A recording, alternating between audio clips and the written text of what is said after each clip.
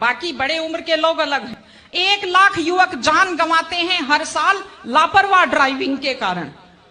आप सोचिए, 25 साल लगते हैं एक बच्चे को पालकर बड़ा करने में, और 25 सेकंड में लापरवाह ड्राइविंग के कारण वो लाश में बदल जाता है। क्या बीतती होगी उस मां के ऊपर जो अपने जाते हुए बेटे की पीठ देखती है और आते हुए बेटे का मुंह नहीं देख पाती। आप लोग क्या सोचते हैं, अगर आप अपनी पावर दिखाना चाहते हैं तो मिल्खा सिंह की तरह तेज दौड़िए, या कि आप नीरज चोपड़ा की तरह, देवेंद्र झाझड़िया की तरह आप तेज भाला फेंकिए मोटरसाइकिल का कान मरोड़ने में, या तेज गति से कार भगाने में कोई बहादुरी नहीं होती। अगर आप सोचते हैं कि आप बड़े हैंडसम और डैशिंग दिखते हैं तेज गाड़ी भगाते हुए, आप डैशिंग हैंडसम नहीं दिखते, आप लापरवाह दिखते हैं, आप बेपरवाह दिखते हैं, आप बेवकूफ दिखते हैं। इसलिए कम से कम सड़क पर जब भी गाड़ी चलाएं, आप ध्यान से गाड़ी चलाइए। आपकी जिंदगी आपके माता पिता की भी है।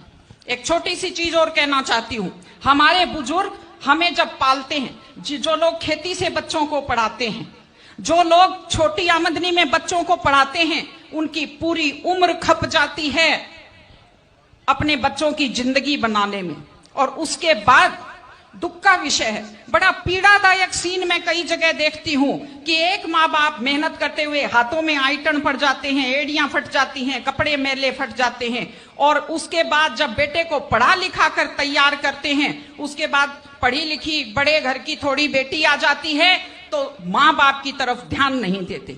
आज हमारे 60-70% घरों में हालत यह है कि बुजुर्गों को रोटी तो मिल रही है लेकिन इज्जत से रोटी नहीं मिल रही। इस चीज को बदलने की जरूरत है।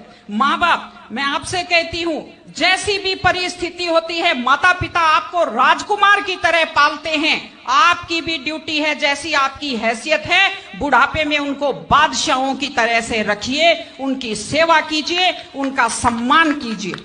इस तरह से माता पिता की सेवा कीजिए। वो अपनी जिंदगी आपके लिए कुर्बान कर देते हैं। और माताएं बहनें बैठी हैं, एक छोटी सी लास्ट बात जो मैं कह रही हूं, बेटियों को समझदार बनाइए, बेटियों को बेटा मत बनाइए, क्योंकि बेटे तो लापरवाह होते हैं।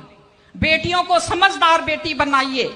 जब वो घर से बाहर जाती है तो उसको समझाइए कि वो साथ अपने घर की इज्जत लेकर के जाती है। बेटियों को समझाइए कि कैसे लोग मीठी मीठी बातों का जाल लेकर शिकारियों की तरह से घूमते हैं, और अपनी बेटी को संस्कार दीजिए कि वो जिस घर में जाए अपने सास ससुर की सेवा करे। आजकल मैंने नया ट्रेंड देखा है, बेटियां माँ मम्मी की तो बहुत चिंता करती है लेकिन सास की चिंता नहीं करती हैं।